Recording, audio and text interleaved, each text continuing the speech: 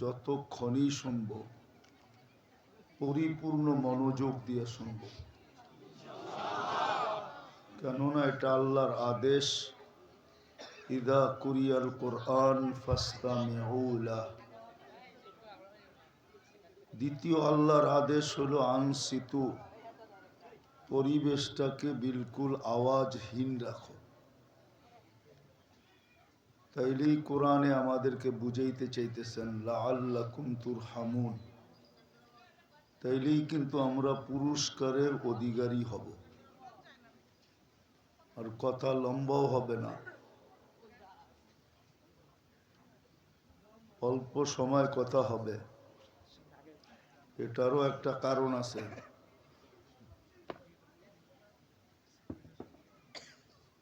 সেটা হলো সকালে আমার নামার কথা ছিল ঢাকাতে, কিন্তু কুয়াশার কারণে এতটুকুই বিপর্যয়ের শিকার হয়েছি। আজকের কুয়াশার কারণে ঢাকা এয়ারপোর্ট সকাল থেকে পড়ায় দুপুর পর্যন্ত বিপর্যয়ের শিকার ছিল। সিলেট থেকে পরে আসতে আসতে ফ্লাইট সিলেটে চলে গেছে, সিলেট থেকে আসতে আসতে সারা রাত্র না ঘুমানোর কারণে ক্লান্ত হয়ে গেছি।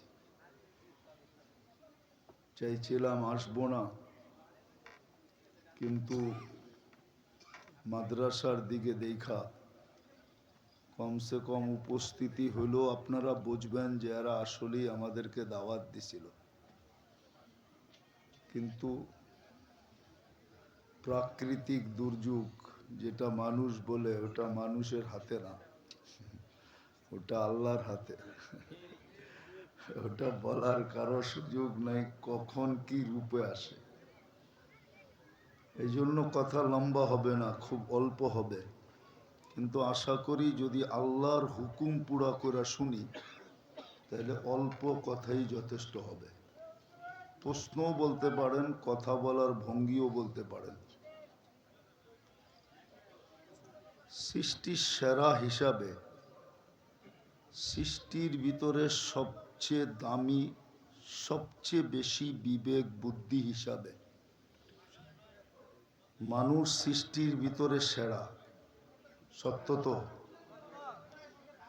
মানুষের মতো বিবেক, বুদ্ধি, বিদ্যা আল্লাহ কোনো সৃষ্টিকে দেন নাই। বিদায় আমাদের একটা জিনিস চিন্তা করা উচিত, একটা জিনিস আমাদেরকে চিন্তা করা উচিত। আওয়াজ না, আওয়াজ না, আওয়াজ হলে কিন্তু আল্লাহর হুকুম থাকবে না, হুকুম পুরা করা হবে না।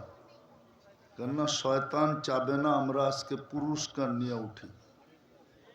আর পুরস্কারটা কত বড় এটা আপনি আর আমি ধারণা করতে পারবো না। বিদায় শয়তান চাবে না যে আমরা পুরস্কার নিয়ে উঠি।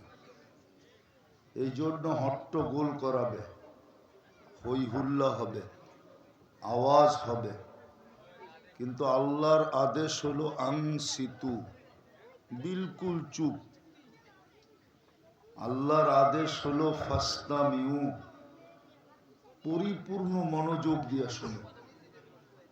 যেটা আমি বুঝাইতে চাইতেছি, একটা জিনিস আমাদের চিন্তা করা উচিত। এই 60-70 বৎসরের জীবনকে সামনে রেখা,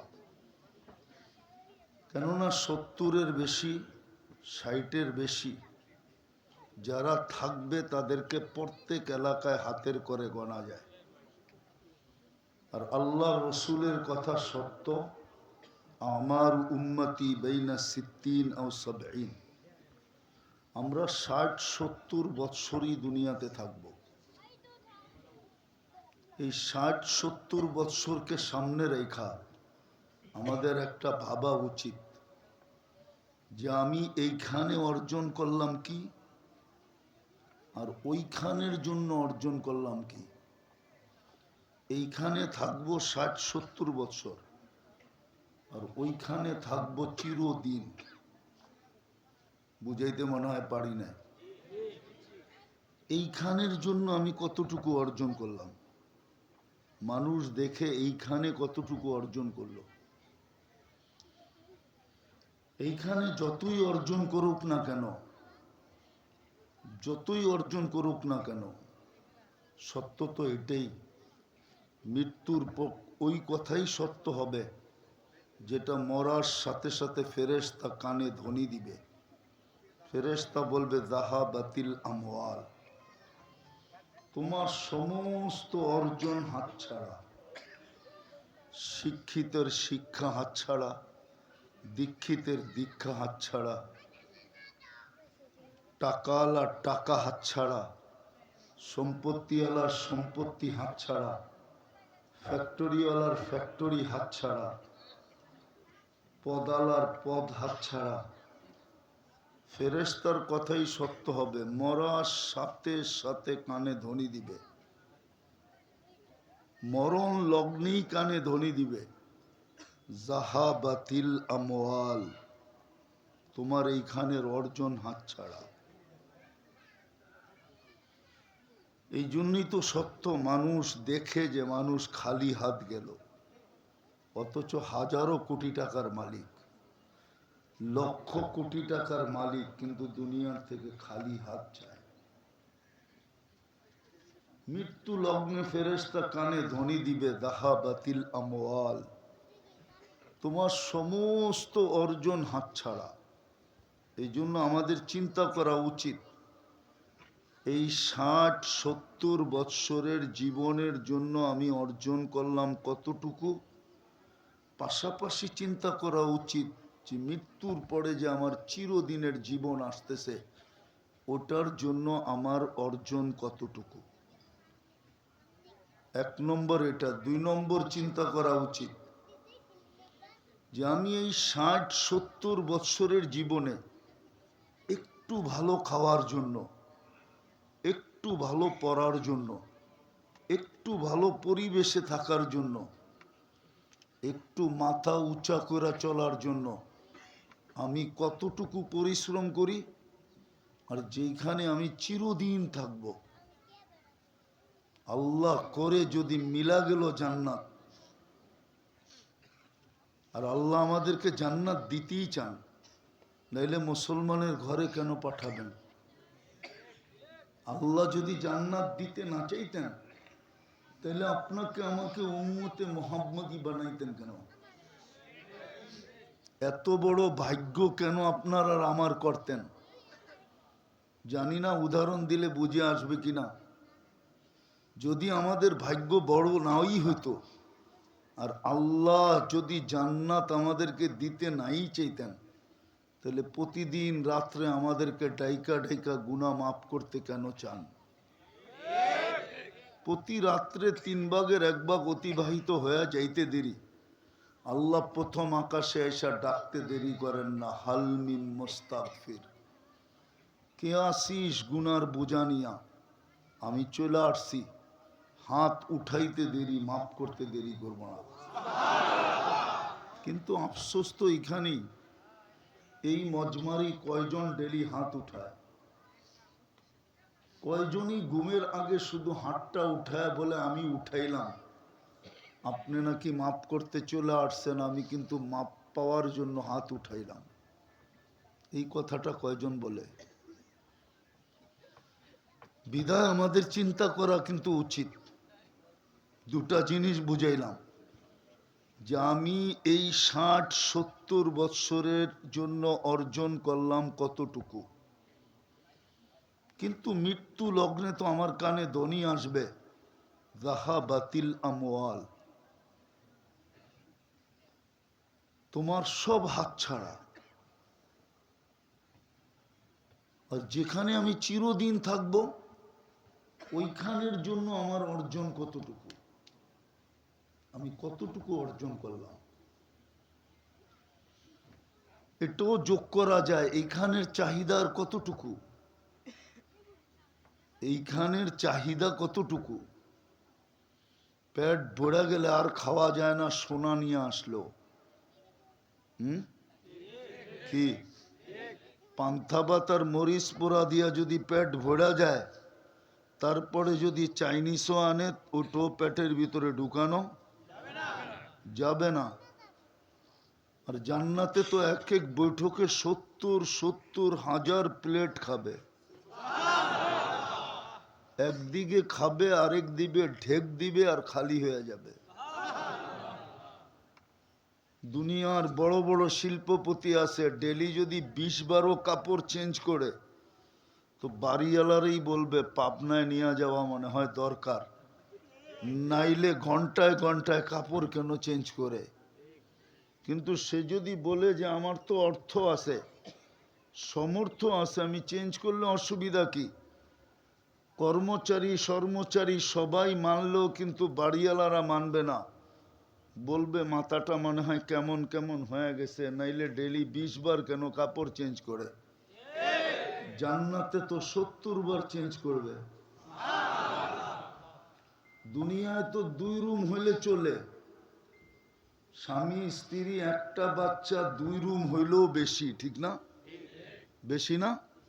একটা কামরা খালি থাকে না? কি বুঝাইতে পারছি? জান্নাতে তো এই দুনিয়ার 10 গুণ সবচেয়ে ছোট বাড়ি দিবে, সবচেয়ে ছোট। ওটা বাঙালি পাবে না, যে পাবে ওর নাম লেখা আছে। সবচেয়ে ছোট বাড়ি। তো আখেরাতের তো চাহিদা বেশি, ওইখানে প্রয়োজন বেশি। কেননা এক প্লেটে এখন পেট ভরে, ওই সময় ভরবে না, 70,000 প্লেট খাবে। শুধু খানা খাবে নাকি, ফল ফ্রুট কোথায় যাবে? দুনিয়ার যত প্রকারের ফল আছে ওটা প্রত্যেকের জান্নাতে থাকবে। এটা ছাড়াও আরো হাজারো হাজারো আইটেম নতুন থাকবে। তাহলে সোজা কথা, আমি এইখানে অর্জন করলাম কতটুকু, এইখানের এই ছোট জীবনটা আমি কতটুকু অর্জন করলাম, চিন্তা করা উচিত। আর ওইখানে অর্জন করলাম কতটুকু। এইখানে তো 2 কাঠা বাড়ি কেনার জন্য, এই জায়গা কেনার জন্য গাজীপুরে কত মানুষের চুল পাইকা গেছে, আজ পর্যন্ত 2 কাঠা হয় নাই।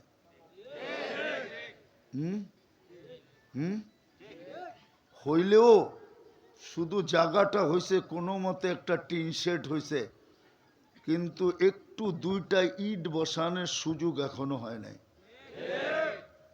বিদায় চিন্তা করা উচিত, আমি এইখানে অর্জন করলাম কতটুকু, ওইখানে অর্জন করলাম কতটুকু।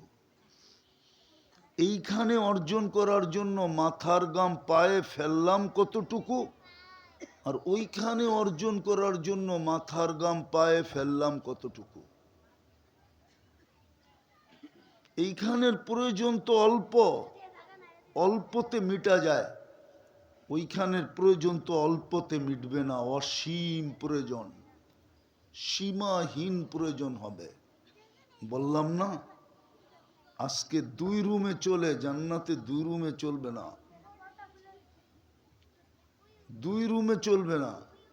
এই জন্য সুযোগ আমাদের হাতে এখনো আছে। সূর্য ডুবতে দেখাও সুযোগ, সূর্য উঠতে দেখাও সুযোগ। বিশ্বাস করেন কি করেন না? সূর্য যখন উঠতে দেখে তো সূর্য বলতে বলতেই ওঠে, ফাক্তানিম, সুবর্ণ সুযোগ মনে কর, আনা ইয়াউমুন জাদীদ, আমি নতুন দিন। তুমি দেখতে পারছো, বিদায় তুমি বিশ্বাস করতে পারো, ইয়াকিন করতে পারো, ইন্নাল্লাহা ইয়াবসুতু ইয়াদাহু নাহারান, আল্লাহ যেন তোমাকে হাত প্রসারিত করার সুযোগ দিছে, রাত্রের গুনাহগুলার তওবা যেন তুমি সকালবেলা করতে পারো।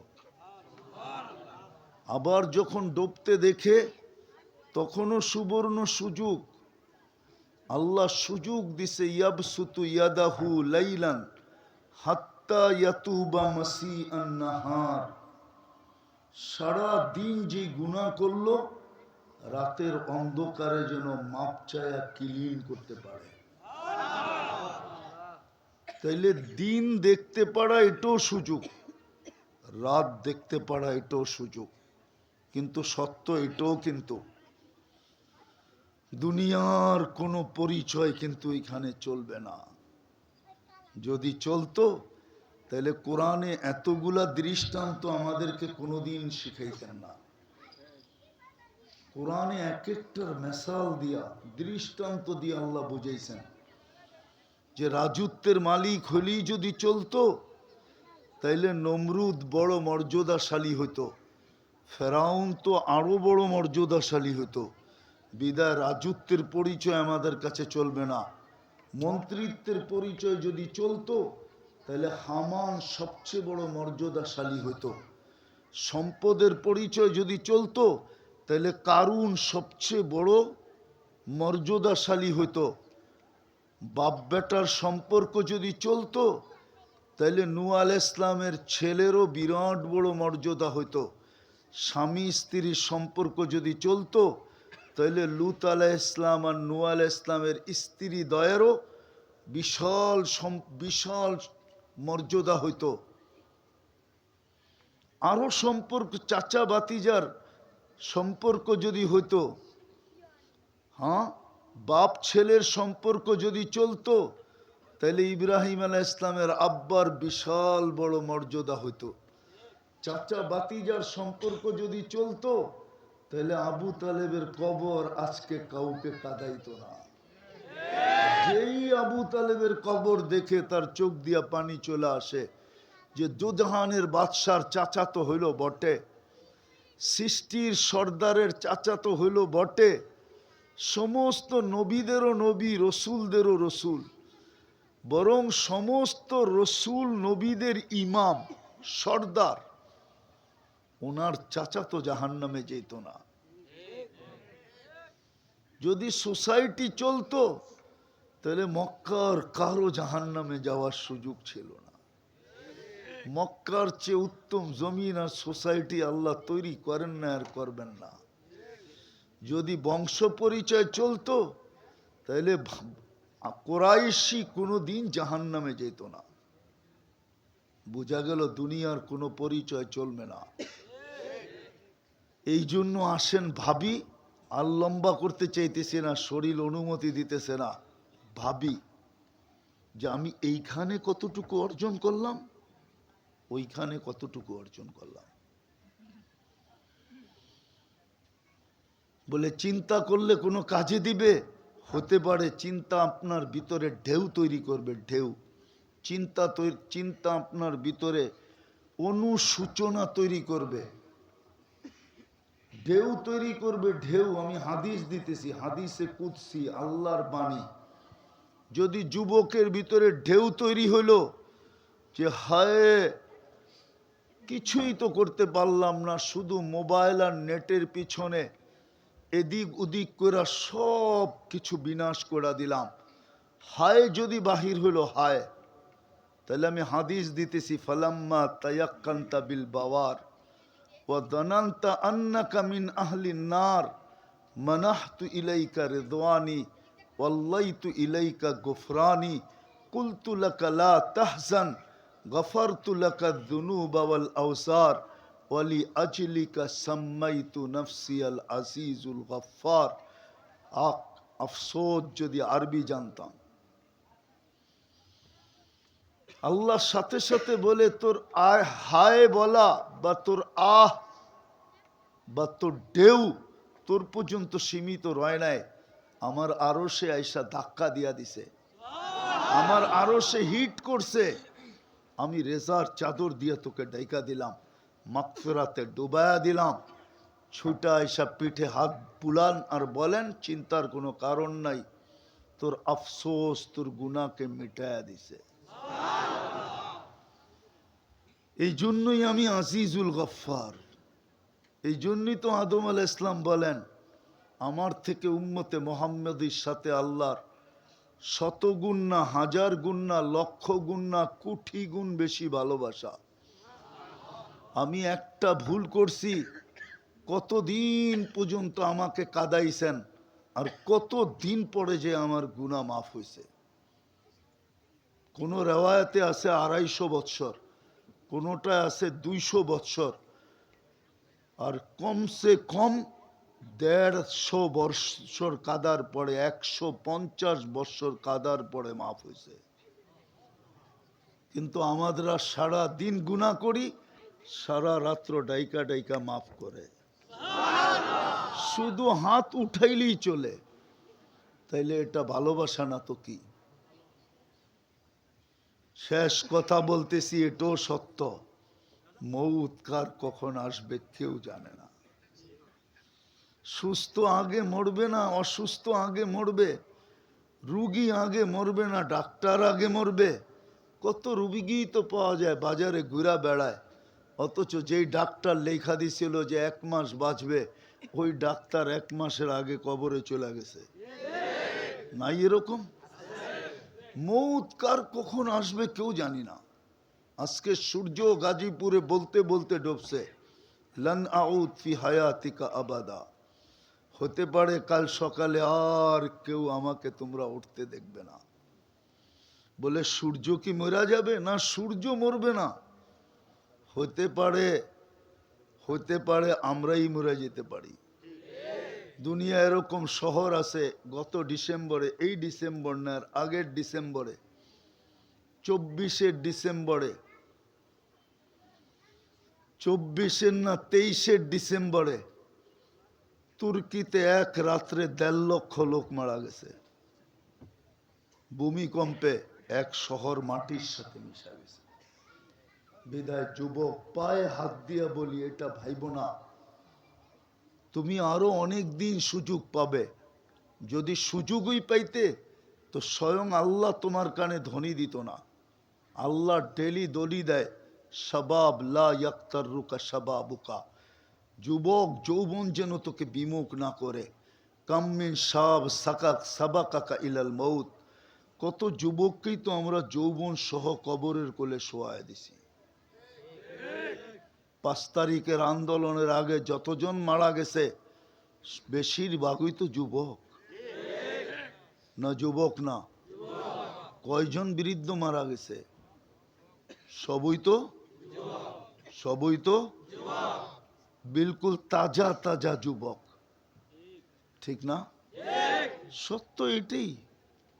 ডেলি ধ্বনি দেয়, আমাদের কেন ধ্বনি দেয়, লা তাফরাহ বিদুনিয়াইকা, দুনিয়ার উন্নতি তোমাদেরকে যেন বিমুখ না করে। ফাইন্নাকা গায়রা মুখাল্লাদ, তুমি কিন্তু চিরঞ্জীব না। কবির কথাই সত্য, বারবার কানে ধ্বনি দেয়, লাউ কানাতিদ দুনিয়া মুখাল্লাদা, দুনিয়া যদি চিরদিন কারো জন্য হতো, মা মাতা মুহাম্মাদা, তাইলে আল্লাহর হাবিব মুহাম্মদুর রাসূলুল্লাহ সাল্লাল্লাহু আলাইহি ওয়াসাল্লাম দুনিয়া ছেড়া কোনোদিন যেতেন না। কেননা দুনিয়াটা তো ওনার সুবাদেই তৈরি, সমগ্র সৃষ্টিটা তো ওনার সুবাদে তৈরি, ওনার আগমন হবে এই জন্য তৈরি, ওনার আগমনের কারণে তৈরি, ওনার রহমতের ছোঁয়ায় তৈরি। উনি চিরদিন থাকতেন, উনি যখন থাকেন না আর কে থাকবে? বিধায় ভাবি, এইখানে কতটুকু গড়লাম, ওইখানে কতটুকু গড়লাম। বলবেন গড়ার কি এইখানে বসে ওইখানে গড়ার সুযোগ আছে? হ্যাঁ, সাহাবাও জিজ্ঞাসা করছিল, ইয়া রাসূলুল্লাহ, এইখানে বসে ওইখানে গড়ব কি কইরা? তো বলছে, আমি পদ্ধতি নিয়ে আসছি, কেরামাতাদ দুনিয়া ওয়াল আখিরা, আমি শুধু দুনিয়া গড়ার পদ্ধতি নিয়ে আসি নাই, আমি আখেরাত গড়ারও পদ্ধতি নিয়ে আসছি। সুবহানাল্লাহ বলতে দেরি, জান্নাতে ফলের গাছ লাগতে দেরি হবে না। আলহামদুলিল্লাহ বলতে দেরি, জান্নাতে ফলের গাছ লাগতে দেরি হবে না। আল্লাহু আকবার বলতে দেরি, জান্নাতে ফলের গাছ লাগতে দেরি হবে না। আমি পদ্ধতি নিয়ে আসছি, ওইখানে কেমনে লাগানো যায়। বলবে কঠিন, বলে কঠিনও না, সহজ। সহজ যদি না হইতো তাহলে এই মাদ্রাসার এই মক্তবের ছেলে কেন পড়তো? জানি না এ নুরানির 3 নম্বর হাদিস জানে কিনা। 3 নম্বর হাদিস, মিফতাহুল জান্নাতি, আরে জোরে বলো, মিফতাহুল জান্নাতি সালাহ, জান্নাতের চাবি নামাজ। কিন্তু আফসোস তো এইখানেই, আল্লাহ তো চাবি দিতে ডেলি ডাকে, কিন্তু এই মজমারও তো 90 ভাগ নামাজ পড়ে না। চাবি দিতে তো ডেলি 5 বার ডাকে, কে ডাকে? কে ডাকে? শুধু আল্লাহ তো ডাকে না, রহমান ডাকে, রহিম ডাকে, মালিক ডাকে, কুদ্দুস ডাকে, সালাম ডাকে, মুমিন ডাকে, মুহাইমিন ডাকে, আজিজ ডাকে, জব্বার ডাকে, মুতাকাব্বিরুল খালিকুল বারিউল মুসাব্বিরুল গফফারুল কহ্হারুল ওয়াহ্হাবুর রাজ্জাকুল ফাত্তাহুল আলিমুল কাবিদুল বাসিতুল খাফিদুর রাফিউল মুইজ্জুল মুদিল্লুস সামিউল বাসিরুল হাকামুল আদলুল লতীফুল খবীরুল হালিমুল আযীমুল গফুরুশ শাকুরুল আলিয়ুল কবীরুল হাফিজুল মুকিতুল হাসিবুল জলিলুল করিমুর রকিবুল মুজিবুল ওয়াসি আল হাকিমুল ওয়াদুদুল মজিদুল বাঈসুশ শহীদুল হকুল ওয়াকিলুল কবিয়ুল মতিনুল ওয়ালিয়ুল হামিদুল মুসি আল মুবদি আল মুঈদ আল মুহয়ি আল মুমীত আল হাইয়্যু আল কাইয়্যুম আল ওয়াজিদ আল মাজিদ আল ওয়াহিদ আল আহাদ আল সামাদ আল কাদির আল মুক্তাদির আল মুকদ্দম আল মুআখ্খার আল আউয়াল ওয়াল আখির আল যাহির ওয়াল বাতিন الوالي المتوالي البر التواب المنتقم العفو الرؤوف مالك الملك ذا الجلال والإكرام المقسط والجامع والغني والمغني المانع الدار النافع النور الهادي البديع الباقي الوارث الرشيد الصبور جل جلاله 99 পদের মালিক আল্লাহ ডাকে, তারপরও তো আসে না। এই জন্য আসেন, তওবা করি, তওবা। আজকে এখন তওবা করি, আর দ্বিতীয় হইল ডেলি 2 বার তওবা করি। পারবেন? কে কে আজকে তওবা করতে পারবেন? পাক্কা? তাহলে আল্লাহকে বলে দেন, আল্লাহ অতীত থেকে তওবা করলাম, আপনি আমাদের তওবা কবুল করেন, আমাদের গুনাহ মাফ করে দেন। নামান। দ্বিতীয়, ডেলি ঘুমের আগে আল্লাহর কাছে তওবা করেন, এই নিয়তে যে শুইলাম, উঠাইলে না উঠব, না উঠাইলে তো আর উঠব না। বুদ্ধিমান ওই ব্যক্তি যে কেস হইয়া যাওয়ার পরে আগাম জামিন নিয়ে নেয়, হইল বুদ্ধিমান। এটা খরচ হইল কি নেয়? আগাম। আগাম আগাম বোঝেন? পুলিশে ধরার আগে, হ্যান্ডকাপ পড়ার আগে, জেলে যাওয়ার আগে, আগেই জামিন নিয়ে নেয়। আপনিও ঘুমানোর আগে জামিন নিয়ে নেন, যে সকালে যদি না উঠান তাহলে তো চিরদিনের ঘুম হয়ে যাবে। আল্লাহ, আগাম জামিন নিয়ে নিতেছি, তওবা করেন। পারবেন?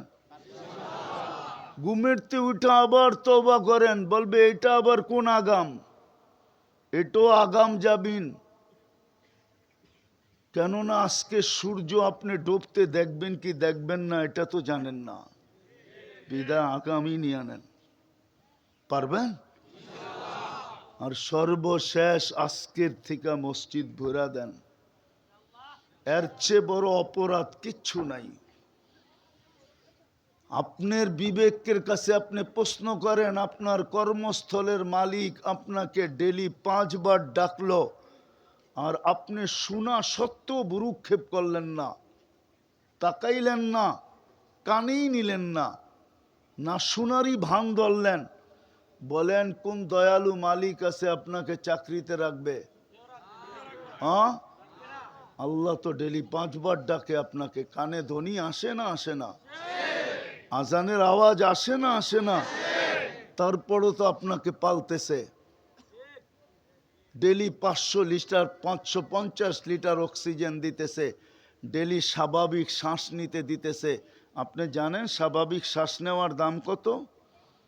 যদিও এটা দাম না, তারপরও বুঝানোর জন্য বাংলাদেশের 2020-এ শিল্পপতি জানায়া দিয়া গেছে আমাদেরকে, যিনি মারা গেছিলেন করুণায়, উনি ডাক্তারের টিমকে বলছিল আমাকে স্বাভাবিক শ্বাস নিতে দাও, আমার এন্টার কোম্পানি তোমাদেরকে আমি লেখা দিব। জিজ্ঞাসা করেন নাম জানে কি জানে না? বলবে না জানলেও। পেপারে আছে নাম। ওই কোম্পানির মাল আপনাদের বাড়িতে আছে, ফ্রিজ আছে, এটা আছে, সেটা আছে, অনেক কিছু আছে আপনাদের বাড়িতে। নাম বললাম না আমি। আপনি ডেলি স্বাভাবিক শ্বাস নিতেছেন 1,60,000 পার। ডেলি কিডনি ডায়ালিসিস হইতেছে আপনাকে আমাকে সবল রাখার জন্য, সুস্থ রাখার জন্য, চলমান রাখার জন্য 36 বার। খালি যদি 2 বার কমায়া দেয়, 2 বার, 36-এর জায়গায় যদি 34 করে দেয় আল্লাহ, তো যুবক তোমাকে আর তাফালিং দেখাইতে হবে না। তাফালিং বোঝো? ঢাকায়া শব্দ, নাও বুঝতে পারেন, ওনারা বোঝে তাফালিং। অরিজিনাল যদি এখানের হয়, কেননা এটাও তো ঢাকা। তাফালিং তোমার চলবে না যদি 2 বার ডায়ালিসিস কমায় দেন। 36-এর জায়গায় যদি 34 কমায় দেন, 36-এর জায়গায় যদি 38 করে দেন, তাইলেও তাফালিং শেষ। তুমি খালি ফাইল লইয়া ডাক্তারের কাছে ঘুরবা যে আমার কিডনির না তো পয়েন্ট তো বেড়ে গেল কেন, কমা গেল কেন। তুমি খালি ডাক্তারের কাছে ঘুরবা, এক সময় দেখা যাবে তোমার পকেটের পয়সা শেষ। হায় হায়, আগে আর বললাম না, এই জন্য পায়ে হাত দিয়া বলি, তওবা করলাম, ডেলি 2 বার তওবা করব, আজকের থেকে নামাজ ছাড়বো না। আল্লাহ কবুল করেন। সর্বশেষ একটা কথা, সর্বশেষ, এই মাদ্রাসাগুলার সাথে আর হক্কানি আলেম ওলামা আল্লাহওয়ালাদের সাথে সম্পর্ক রাখবো। কি রাখবো? সম্পর্ক বুঝানোর জন্য বলতেছি। আসলে উদাহরণটা ঠিক হবে না, তারপরও বলি, আমার সমাজ তো নিজেদেরকে সিংহ ভাবে, আর আলেম ওলামা মাদ্রাসাগুলার ইঁদুর ভাবে। কিন্তু ইঁদুরও মাঝে মাঝে সিংহের কাজে আসে। আজকে হয়তো কাজে আসবে না, কিন্তু কিয়ামতের মাঠে এই সম্পর্ক কাজে আসবে। আল্লাহ আমাদেরকে আমল করার তৌফিক দান করেন। ওমা আলাইনা ইল্লাল বালাগ।